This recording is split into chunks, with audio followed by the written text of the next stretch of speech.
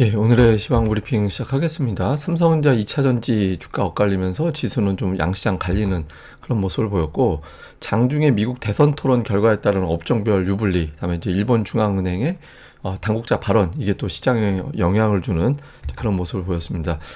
외국인들 오늘 현물에서 되게 많이 팔았고요. 특히 수출주 매도 강도가 상당히 강했고, 2차전지, 엔터, 태양광 이런 종목군들이 각각의 재료를 가지고 산별적으로 좀 올라가는 그런 모습을 보였습니다.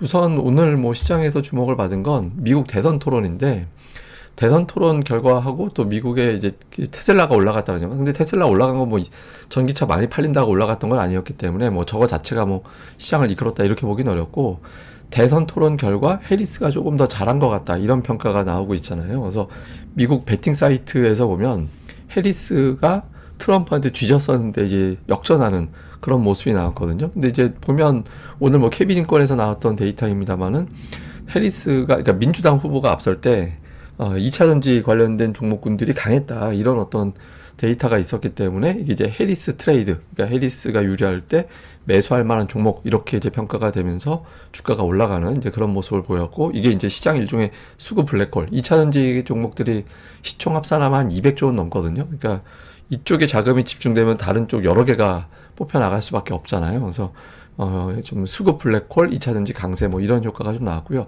또 하나는 이게 오전에 갑자기 지수가 확 빠져가길래 막 이래저래 찾아보다가 이게 대선 토론 발언이 문제인가 이렇게 찾아봤는데, 제가 또 이렇게 뒤지는 거 제가 또 좋아하잖아요. 그때 나온 뉴스 보니까 일본 중앙은행 이사가 금리를 또 올릴 것이다. 이게 최근에 일본 중앙은행 당국자 둘이 금리 더 올릴 거야 이런 언급을 했는데, 이 사람의 발언이 전해지면서 투자들이 어떻게 느꼈냐면, 똑같은 말 더한다 이런 느낌보다 원래 올해 12월 또는 내년도 1월 정도에 금리를 또 올릴 것이다 이렇게 보고 있는데, 생각보다 빨리 올리나? 그리고 더 많이 올리나? 이런 식으로 해석을 하게 된 거예요. 그래서 제가 이거를 이제 아침에 찾아서 텔레그램 제 채널하고 그 다음에 이제 고릴라 리서치에다가 올려드렸죠. 그래서 어쨌든 저는 이게 오늘 지수 흔든 요인이라고 보는 게 엔달러 환율 분차트거든요. 엔달러 환율 분차트하고 코스피하고 되게 비슷하게 가요. 막판에 코스피 반등 나왔잖아요. 낙폭 줄였잖아요. 근데 그때 엔달러 환율이 올라왔거든요. 그래서 오늘 증시에 미국 대선 토론 자체는 종목에, 그리고 시황 지수에는 엔달러 환율이 좀 영향을 줬던 게 아닌가 이렇게 일단 추정을 합니다. 그 다음에 이제 시장 발목 잡은 건 이제 반도체. 오늘 삼성전자가 좀 약했는데, 삼성전자는 약하고 하이닉스는 괜찮았잖아요. 이게 이제 왜 갈렸는지 보니까 미국에서 HBM은 동맹에만 공급을 해야 된다, 그러니까 이렇게 언급을 했거든요. 근데 HBM 중국에 공급하는 건 삼성전자는 하이닉스는 아니잖아요.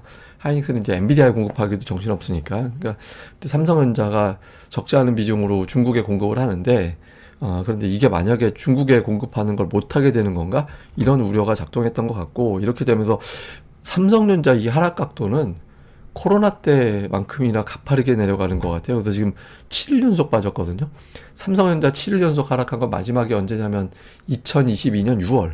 예, 그때 7일 빠졌고 8일 빠진 적은 그 이후로는 아예 없었어요. 근데 어쨌든 7일 연속 빠지면서 주가가 이제 내려왔고, 그러면서 제가 이제 되게 중요한 선, 그러니까 60월선이 이제 보시다시피 2000년대 이후, 그러니까 장기적으로 보면 2000년대 이후를 보면 특히 그게 굉장히 중요한 지선이었고, 물론 이제 국가 재정 위기가 발생하고 그러면 그 선 아래로 내려갔다 오기도 했습니다만, 이제 어지간하면 그 선에서 튕겼거든요. 그러니까 거기까지 내려와 버렸어요. 원래 여기까지 내려오면 안 되는데, 어쨌든 장기적인 어떤 중요한 이평선까지 주가가 끌려서 내려오는 이제 그런 모습을 보였습니다. 그다음에 이제 금융주는 아침에 골드만삭스나 JP모건이나 이런 데서 자기네들 실적 안 좋을 것 같아 이렇게 코멘트한 것 때문에 주가가 빠졌죠. 그래서 오늘은 2차 전지 쏠림, 반도체, 그다음에 금융주 약세 이런 어떤 그림, 그리고 자동차주도 역시 좀 역시 수급 블랙홀 반대쪽에 서는 그런 역할이 되면서 좀 약세를 보이는 이제 그런 모습을 보였습니다.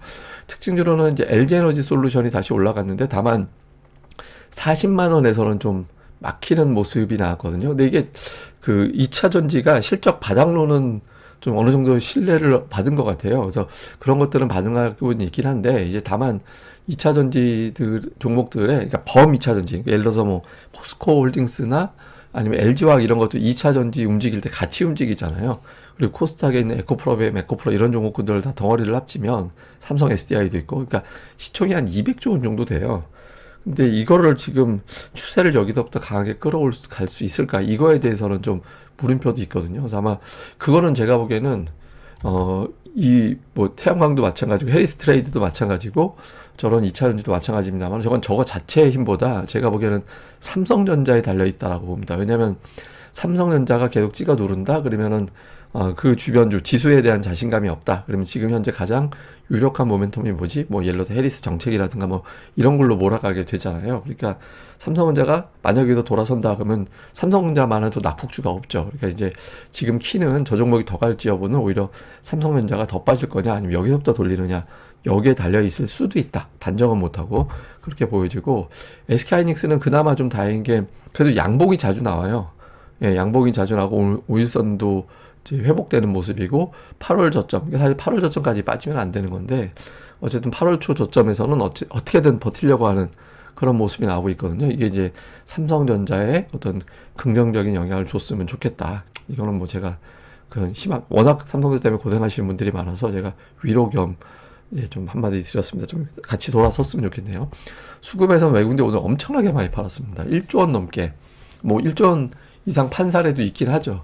근데 오늘은 뭐 두드러지게 뭐 이제 많이 파는 모습이었고 선물은 막판에 되게 줄였어요. 근데 이제 한 8천 계약 갔을 때 매도가 선물 매도 여력이 만 계약 정도밖에 안 남았었거든요. 제가 보기에는. 근데 뭐 그 정도에서 다시 튕겨 올려서 아유 그거 다 소진할 정도는 아닌 것 같아. 이렇게 본 것도 있고 또 하나는 아마 지수가 7연속 빠지다 보니까 기술적 반등에 좀 베팅하는 단타성 선물 매수 세력이 들어왔던 거 아닌가? 뭐 이런 식으로도 해석이 되죠. 근데 어쨌든 주식 자체를 되게 많이 팔았다. 오늘도 뭐 역시 삼성전자를 9천억을 팔았습니다. 우선주 포함하면 9,600억 원이 삼성전자였고 자동차, 기아차, 현대차 합쳐가지고 1,100억 원 정도. 하이닉스는 오늘 이렇게 매도했다라기보다는 그냥 오늘 지켜봤다에 가깝죠. 예, 그리고 이제 2차 전지 관련된 종목들이라든가 화장품주라든가 이런 것들 좀 화장품주를 담은 게 좀 특징이었고 기관 같은 경우는 역시 레버리지 근데 레버리지 안에 삼성전자 매수한 삼성전자가 포함이 되어 있는 거잖아요. 그래서 레버리지를 판다라는 건 삼성전자를 부분적으로 팔았다라는 게 되는 거죠. 근데 어쨌든 그런 것들 자동차, 금융주 그다음에 하이닉스를 계속 삽니다. 지금 3일 연속 이번 주는 모두 다 하이닉스는 3일 연속 사고 있거든요. 그 다음에 이제 신재생 에너지 쪽이라든가 화장품이라든가 뭐 2차 전지 이런 것들을 담았고 코스닥 쪽에서는 외국인들은 뭐 2차 전지 다음에 이제 대형 제약 바이오 종목군들 이런 것들을 좀 담는 모습이었고 그 외에는 뭐 업종별로 좀 골라서 각각 매매하는 형태를 보였고요. 기관 투자자들도 딱히 업종별 특징은 없었습니다. 뭐 그러니까 근데 그 2차 전지 쪽보다는 제약 바이오로 분류가 될 수 있는 종목군들이 조금 더 많이 포진해 있는 그런 모습이 좀 특징적인 그런 모습이었고 반도체 쪽은 기관들이 좀 오늘 매도를 하는 그런 모습을 보였습니다. 자, 오늘 CPI 나옵니다. 예상치가 헤드라인은 2.5 전년 대비, 전월은 0.2, 근원은 3.2, 0.2. 그러니까 헤드라인은 지난달보다 내려갔을 거다. 근원은 지난달하고 비슷할 거야. 그러니까 이렇게 일단 지난달 발표된 수치하고 비교해 볼 때 이렇게 보고 있는데 비슷하게만 나와주면 돼요. 그러니까 비슷하게 나와주면 될 거고, 그다음에 이제 대선 토론이 이제 끝나고 나서 이제 업종별로 미국에서 근데 이게 해리스하고 트럼프하고 이런 건 있어요. 그러니까 해리스는 법인세 5% 올리겠다. 그다음에 이제 트럼프는 5%인가 제가 정확하게 기억이 안 나는데 하여튼 해리스는 올리겠다, 트럼프는 내리겠다거든요. 이제 그래서 계산을 해보니까 월가에서 해리스가 되면 기업들이 순이익이 5%가 줄고 트럼프가 되면 4%가 는다.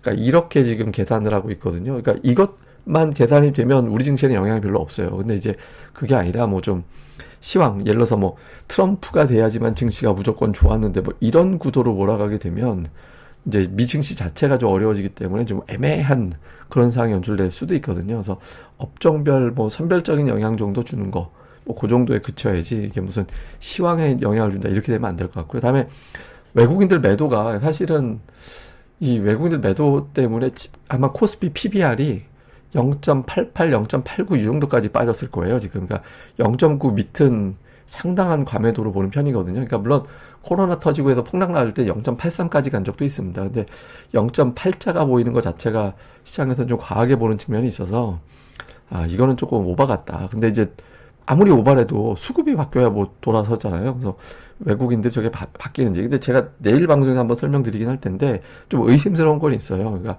환율이 안 올라요. 외국인들이 그렇게 파는데 오늘 같은 경우 1조 원 팔고 장중에 선물까지 합치면 장중 피크 때 2조 원 매도였거든요. 선물 옵션 합치면, 선물 현물 합치면. 근데 환율이 안 올라요. 예, 그러니까 물론 이제 이게 시차 두고 내일 빠져나간다, 뭐 이렇게 모레 빠져나간다 해서 뒤늦게 올라가는지 잘 봐야 됩니다. 근데 만약에 환율이 계속 안 올라가면 달러 약세 요인도 있지만 외국인들 팔고서 빼서 나가는 게 아니라 일단 대기 상태, 지갑에 넣어놓고 있다, 이런 식으로도 이제 해석될 수 있거든요. 그래서 좀 변화 볼 필요가 있고, 그 다음 오늘 2차 전지 강하고 전차 금융 하락하고, 이게 이제 시소가 됐는데 내일장에서 이 시소 중에 일부는 좀 바뀔 것 같거든요. 그래서 좀 바뀌는 종목이 어느 쪽이 나오게 되는지 뭐 시소 관계 계속 주목을 해봐야겠습니다. 그리고 코스피가 지금 7일 빠졌거든요. 그러니까 8일 연속 빠진 건 14번밖에 없었어요. 제가 1988년도 때부터 찾아봤더니 8번 정도, 그러니까 14번 정도밖에 없더라고요. 그래서 이번이 7일이고 내일 하루 더 빠지면 8일 연속이 돼서 빠지게 되는데 이게 쉽게 나올 만한 일인지는 잘 모르겠습니다. 근데 어쨌든 보통 빠지다가 한 5일 빠지고 하루 반등 주고 다시 빠지고 이런 건 나와도 연속적으로 계속 빠지는 데다가 최근 3주 동안 코스피는 양봉이 2개밖에 없었거든요. 그러니까 워낙 외국인들이 때리니까 이제 그럴 여유가 없게 된 건데, 보통 이 정도 돼. 오늘 삼성전자 같은 경우는 9,000원 매도 맞고도 주가는 어떻게 보면 버텼잖아요. 그래서 조금 뭐 일부에서는 좀 매수도 붙은 것 같이 보이긴 합니다. 근데 어쨌든 떨어지는 걸 받는 거에 그치는 게 아니라 이제 틀어서 올리는 게 나와줘야 되잖아요. 그래서 신호만 나오면 좀 위로 공간이 좀 열려 있는 종목들이 있어서 이제 그런 것들이 좀 나와줘야 되는데, 이거는 뭐 예상이 안 되죠. 뭐 예상보다는 보면서 우리가 가늠을 해야 되는 거라, 이 기록까지 보여지게 될지, 14번밖에 안 나온 이 기록까지 나오게 될지 내일장에서 볼 텐데, 내일 아침에도 제가 이 내용을 다시 한번 설명드리도록 하겠습니다. 예, 그럼 또 하루 또 잘 보내시고요. 저는 다음 방송에서 뵙겠습니다. 이 방송 구독하기와 좋아요 꼭 부탁드립니다. 감사합니다.